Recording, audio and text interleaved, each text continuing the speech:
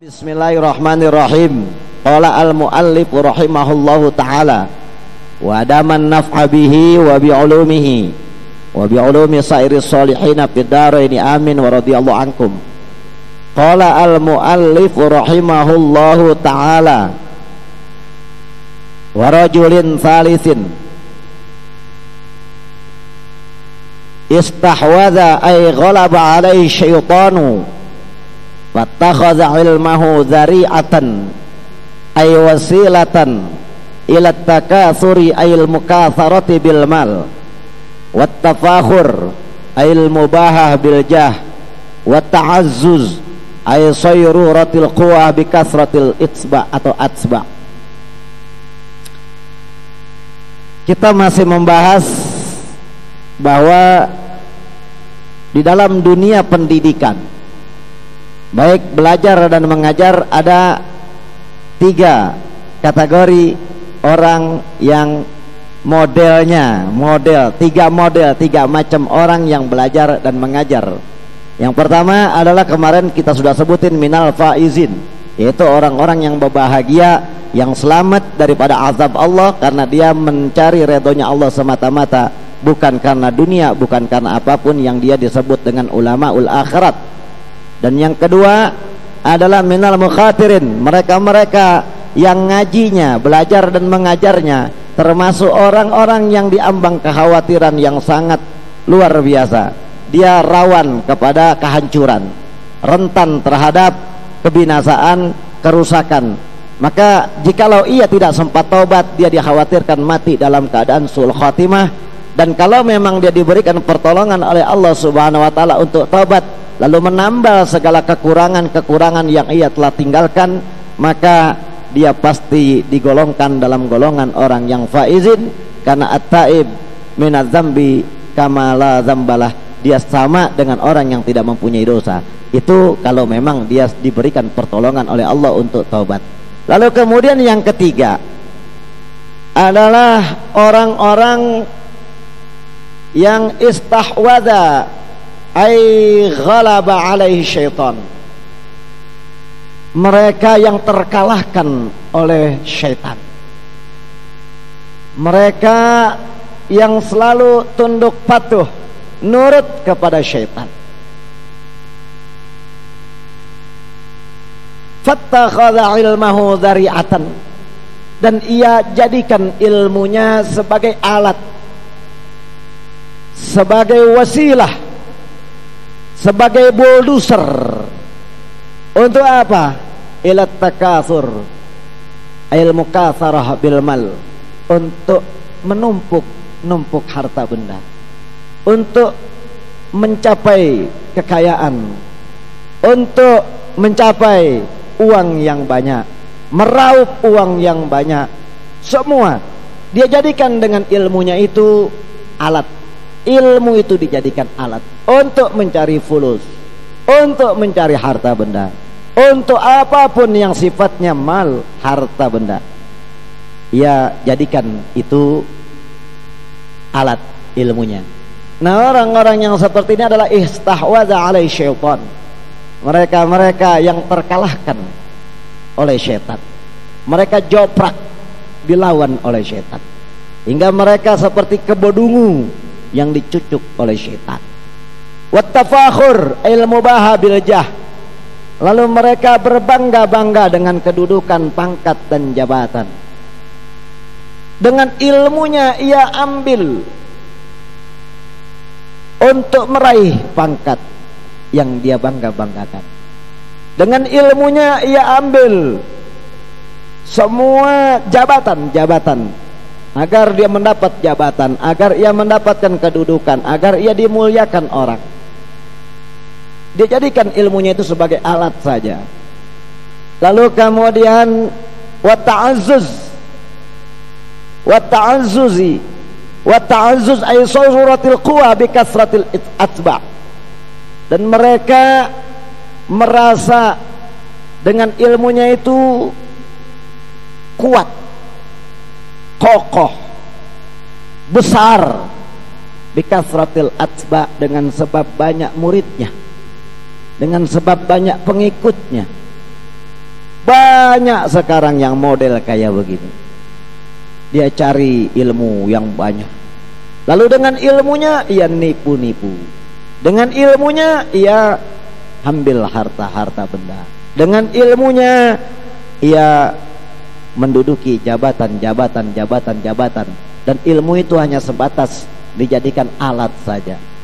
Lalu kemudian ia bangga, ia merasa kuat dengan kasratil atsba, dengan banyaknya pengikut. Padahal ya Allah, semakin banyak orang yang ngaji kepada kita, semakin kuat harusnya kita beristighfar kepada Allah Subhanahu wa ta'ala. Semakin banyak orang yang datang mengaji kepada seorang itu, maka kalau 10.000 dia harus istighfar minimal sama 10.000. Kenapa? Karena bisa jadi terselip di dalam ucapannya kata bohong, bisa jadi terselip kekeliruan, bisa jadi terselip kata-kata yang tidak bagus yang menyakiti hati. Maka berapa banyak kalau 10.000 dia menyinggung perasaan orang, maka 10.000 ia telah menyakiti hati orang 10.000 banyaknya. Maka istighfarnya harus berlipat-lipat. Ini kalau orang-orang yang sadar seperti itu. Tapi kalau orang yang memang menjadikan ilmunya sebagai penguat dirinya untuk meraih simpati orang, untuk memperbanyak murid-muridnya, ia kuliah lagi, ia sekolah lagi, kemana ia pergi, tapi hanya semata-mata untuk banyak pengikut, untuk banyak murid, untuk dan lain-lain sebagainya. Maka orang-orang yang seperti Najla istahwadha alaihi syaitan, mereka terkalahkan oleh bujuk rayu syaitan. Mereka terlena oleh bujuk rayu syaitan. Al-atsba bi fathatil hamzah jam'un taba'ah, jam'u tab'in kasababin wa asbabin. Atsba ini dengan dibaca fathah hamzanya adalah merupakan jamak daripada kalimat taba'. Seperti sabab itu asbab, atsba taba', sabab asbab. Nah itu sama. Wa yadkhulu bi ilmihi kulla madkhal ayyamkuru bi ilmihi makran katsira. Qala wala tattakhidhu aymanakum dakhalan bainakum ay makran wa khadi'ah. Lalu kemudian dengan ilmunya itu, orang-orang yang modelnya kayak begini, ia jadikan alat itu ilmu untuk tiap kali ia masuk ke dalam kalangan manapun, ia jadikan ilmu itu alat untuk melakukan tipu menipu. Wa yamkuru makran katsira, wa yamkuru bi ilmihi makran katsira. Ia memperdaya orang banyak, ia tipu menipu dengan ilmunya. Bahkan ia berani sumpah, bahkan dengan memakai dalil untuk memperdaya orang, menarik simpati orang, mencapai harta benda orang, untuk meraih uang, untuk mendapatkan pangkat jabatan dan kedudukan. Qala, padahal Allah Subhanahu wa ta'ala la berfirman wala tattakhidhu aymanakum dakhalan bainakum. Di dalam surah An-Nahl ayat 94, Allah Subhanahu wa ta'ala telah mengungkap hal itu. Wala tattakhidhu aymanakum dakhalan bainakum. Jangan kamu jadikan, jangan kamu ambil sumpah-sumpah kamu dengan kata wallahi, tallahi, billahi, demi Allah, demi Rasul, dan segala macam. Dakhalan bainakum, untuk melakukan aksi tipu menipu, melakukan aksi tipu menipu, untuk memperdaya orang banyak di kalangan para ulama-ulama, orang-orang alim, orang-orang yang pandai melakukan hal-hal seperti ini. Dan ini adalah merupakan hal yang tidak jarang kita saksikan. Nah, orang-orang yang seperti ini bagaimana? Raja'an ayyaqdiya minad dunya wa tarahu. Dan dia dibalik sumpahnya, dibalik ia jadikan alat, ia berharap di dalam hatinya, ia sertai sumpahnya itu ayyaqdiya ayyadan wa yablugh minad dunya. Ia punya harapan agar supaya apa yang ia inginkan tercapai, terpenuhi, tergapai, semua sukses dari apa yang ia inginkan, ay minad dunya, dari harta benda dunia, dari pangkat dan jabatan, dari dan lain-lain sebagainya. Wa tarahu, dan agar supaya dengan sumpahnya itu, dengan ilmunya itu ia lakukan tipu menipu itu, dia terpenuhi hajatnya. Ia ingin uang, ia dengan bahasa-bahasa agama, dengan bahasa-bahasa yang bagus, dengan dalil-dalil yang fasih, ia lontarkan semuanya itu agar supaya hajatnya dikabulkan oleh Allah Subhanahu wa taala. Dan model yang kayak gini banyak terjadi dan ada di antara kita. Lalu bagaimana wa huwa ma'a dzalika ay rajul tsalis ay ja'alal ilmu wasilah ila tilkal aghrad yudmiru fi nafsihi ay qalbihi annahu indallahi bimukanatin. Orang-orang yang seperti tadi, dia jadikan ilmunya sebagai alat untuk memperbanyak harta bendanya, untuk memperindah rumahnya, mobilnya, untuk mendapatkan pangkat jabatan dan kedudukan di tengah masyarakatnya, untuk dipercaya oleh masyarakatnya, untuk disambangi oleh pemerintahnya, oleh pejabatnya. Lalu kemudian ia jadikan ilmunya itu sebagai sok-sokan, sok kuat, merasa dirinya hebat sebab banyaknya pengikut-pengikut. Lalu kemudian tiap ia masuk kalangan manapun, ia jadikan ilmunya sebagai alat memperdaya, alat menipu untuk mencapai apa yang dia inginkan daripada dunia, untuk menggapai segala hajatnya.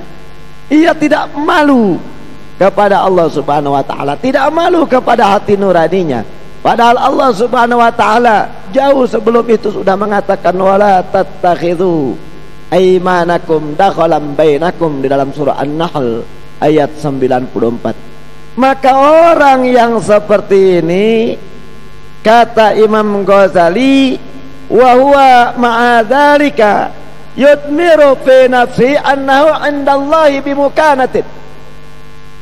Orang yang macam begini biasanya di dalam hatinya itu tersimpan perasaan GR, PD dan segala macam, annahu 'indallahi bimukanah, bahwa ia mendapatkan kedudukan di hadapan, di sisinya Allah Subhanahu wa taala.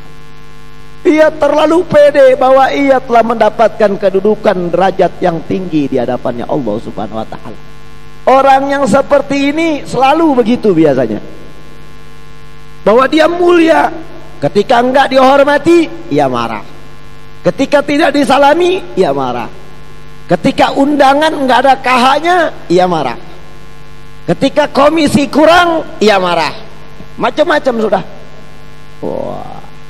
Nah, orang yang seperti ini, karena ia yudmir fi qalbih, di dalam hatinya tersimpan perasaan yang berlebihan. Dia klaim dirinya annahu indallahi bimukanah, bahwa dia di sisi Allah telah mendapatkan tempat yang tinggi karena ia adalah seorang alim, karena ia seorang ustad dan segala macamnya. Nah, orang-orang yang seperti ini jelas-jelas istahwadha alaihi syaitan.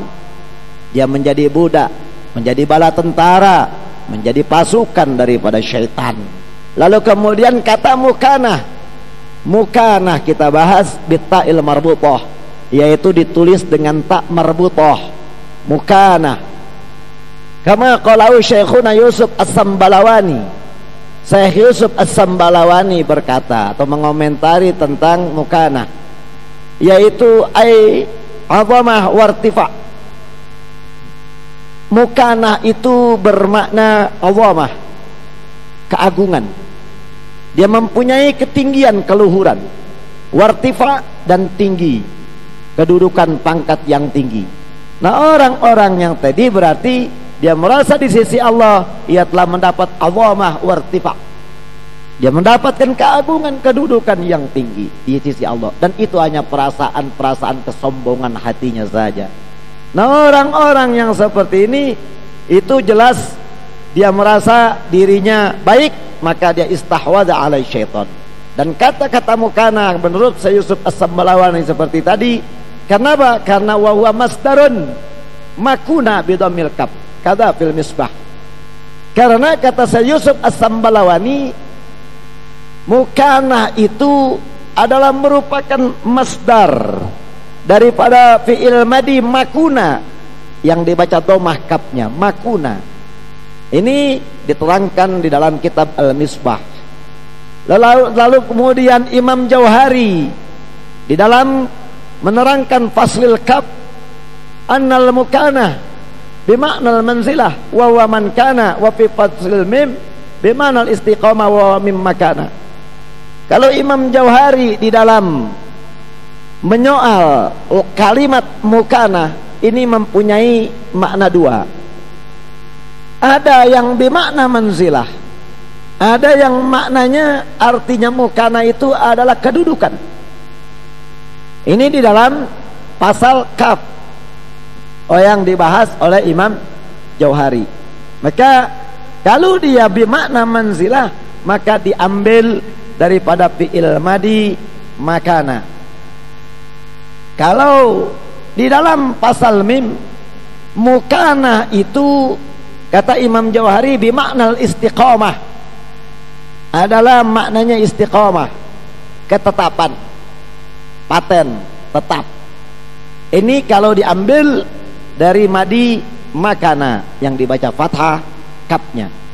Apapun artinya itu, yang jelas kita bahas masalah bidayatul hidayah dan muraqil ubudiyahnya adalah annahu indallahi bimukanah wa huwa yudmir fi qalbih. Di dalam hatinya seorang itu dia selalu menyangka bahwa ia telah mendapatkan kedudukan di hadapan Allah Subhanahu wa taala. Dia telah mendapatkan ketetapan pasti dari Allah Subhanahu wa taala. Dia telah merasa dirinya sudah mendapatkan derajat yang tinggi di hadapan Allah Subhanahu wa taala. Hingga tidak jarang ia gampang menyakiti orang. Hingga tidak gampang, ia kadang gampang sekali ia memponis orang ABC. Ia seringkali dia melakukan hal-hal yang kesombongan yang tidak pernah ia sadari. Nah, orang-orang yang seperti ini biasanya terlena, tidak mau mengakui kesalahan, tidak mau mengakui kekurangan, tidak mau mengakui pendapat-pendapat orang, karena ia merasa dirinya annahu indallah bimukanah. Ia merasa punya kedudukan di hadapan Allah Subhanahu wa taala. Ia merasa sudah berilmu, ia merasa sudah baik, ia merasa sudah ngaji, ia merasa sudah ustadz, ia merasa sudah pandai mengaji, ia merasa sudah kiai, ia merasa sudah ceramah, ia merasa sudah pandai agama, pandai Al-Quran dan segala macamnya. Padahal dia jadikan ilmu itu sebagai alat untuk mengeruk, menjadi mesin keruknya ilmu itu untuk mencapai harta benda. Dia keruk harta dengan ilmunya, ia keruk pangkat jabatan dengan ilmunya, ia tarik simpati orang banyak dengan ilmunya. Tetapi nggak pernah ia merasa bahwa di balik semuanya itu ada kesalahan ketika ilmu dia jadikan hanya sebagai alat, tidak pernah ia amalkan sama sekali. Lalu kemudian bagaimana litisamihi ay litikhadhihi simatan ay alamatan li nafsihi bisimatil ulama ay bi alamatihim. Karena Di balik ia mengakui dalam hatinya, mengklaim bahwa ia mempunyai kedudukan, derajat, pangkat, dan ketetapan di hadapan Allah atau di sisi Allah, ia sudah memproklamirkan dirinya sebagai ulama. Litisameh bisimatil ulama. Ia pakai ciri-ciri ulama, sorbannya, pakaiannya, gamisnya, kalau ngomongnya, kalau ditanya, Ustaz doain saya, insya Allahnya banyak banget, insya Allah, insya Allah, insya Allah, insya Allah, banyak. Amin, amin, amin, amin, amin, amin. Pokoknya dipetik, dihormatin dia. Padahal modalnya cuma 2, amin sama insya Allah doang. Suruh baca kitab kagak ngerti, nulis Arab kagak becus. Nah, orang yang kayak begini nih, di dalam hatinya ia menyimpan bahwa innahu indallah bimukana. Ia mempunyai kedudukan. Akhirnya karena ia udah pede dalam hatinya, sudah mengklaim dalam hatinya, menyangka bahwa dirinya punya jabatan, punya kedudukan, punya pangkat, punya magam, punya istiqamah, ketetapan pasti di hadapan Allah. Maka dia tidak sungkan-sungkan litisami bisimatil ulama. Ia memproklamirkan dirinya bahwa ia seakan-akan ulama. Ia sudah memproklamirkan, sudah mendemokan dirinya bahwa ia adalah orang yang alim, orang yang pintar, orang yang ngerti agama.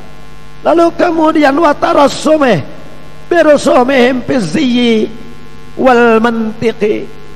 Dan dia memakai ciri-cirinya ulama. Bizziyi, dari masalah mulai perhiasannya, penampilannya, pakaiannya, gaya bicaranya, semua hayahnya dia tiru gaya ulama. Mirip sudah sampai gendut-gendutnya ulama juga.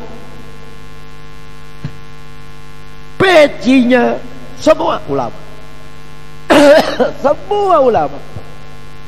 Orang yang kayak gini terlalu berani menyangka dirinya annahu indallah bimukana. Dia berani menilai jelek orang lain, pada dirinya penuh dengan kejelekan. Dia tidak menyadari celah, cacat celah di dalam dirinya. Orang yang kayak begini litisabeh, selalu dia mengakui, bergaya, sepertinya dia ulama. Ia bicaranya luar biasa, fasih, insyaallah, masyaallah, astagfirullah. Banyak qala Allahu, qala Nabi, banyak. Tetapi nol. Dia hanya sebatas tarasum, hanya rosem-rosemnya saja, ciri-cirinya saja, simah-simah, alamat-alamatnya saja. Fizziyi wal mantiqi. Aizi itu apa? Fizziyi bikasrati zai, itu adalah al-libas wal hay'ah. Dia punya pakaian ulama. Dia punya gaya ulama. Enggak apa adanya, dibikin-bikin. Mau ceramah, sorban yang paling gede dia pakai.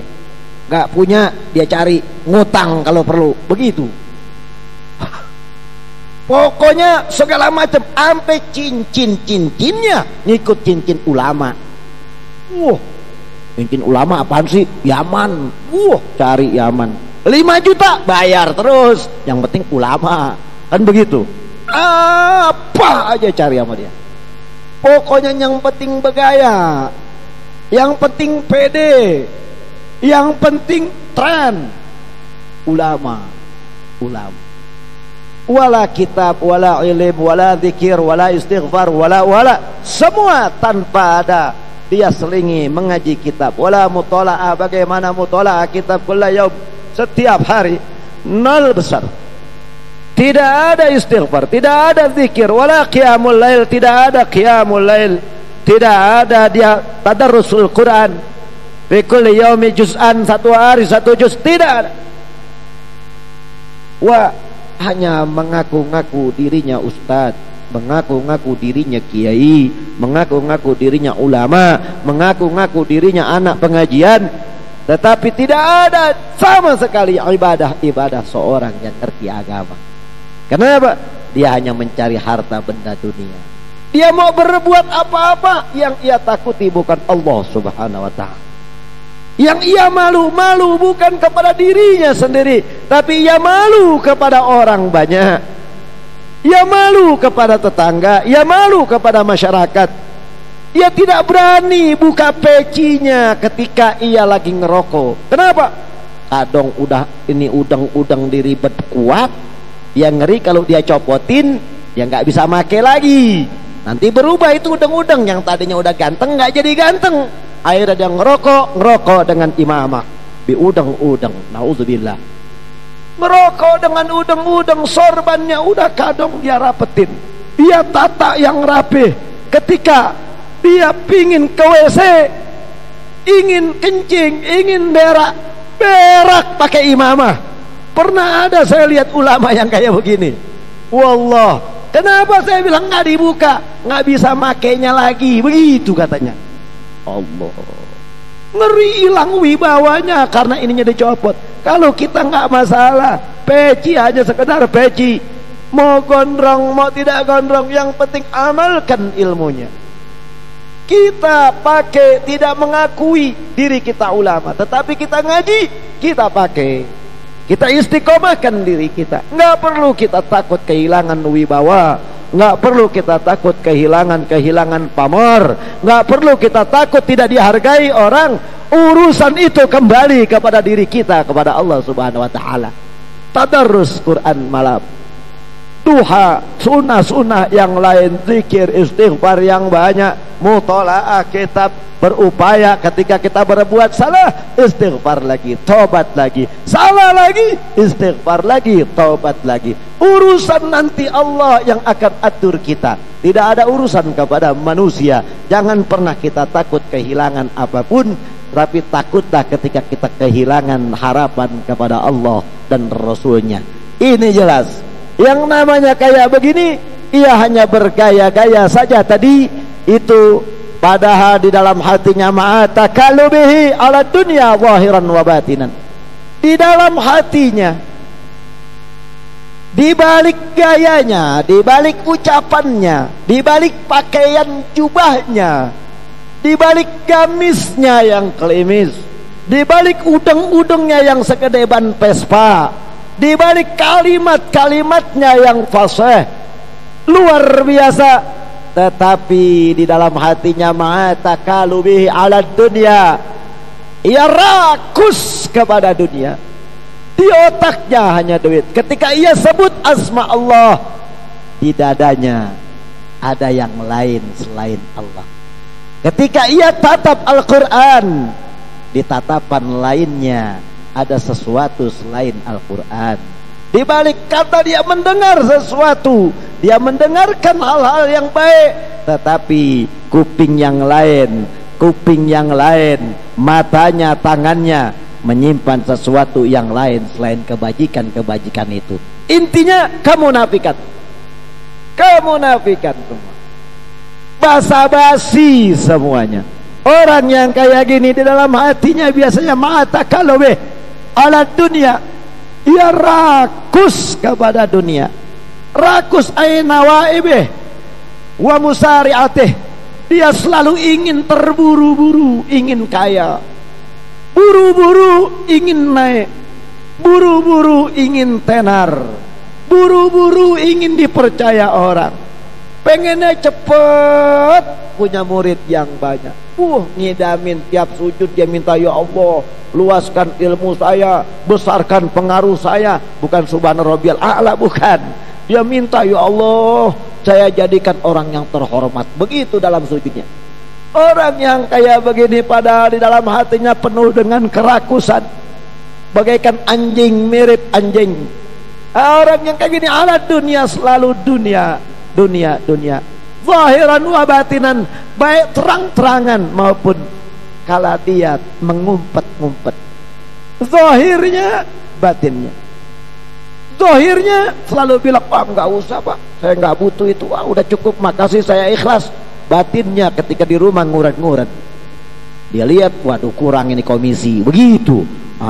Banyak nih Ustadz komisi sekarang ya. Hati-hati, ini jelas.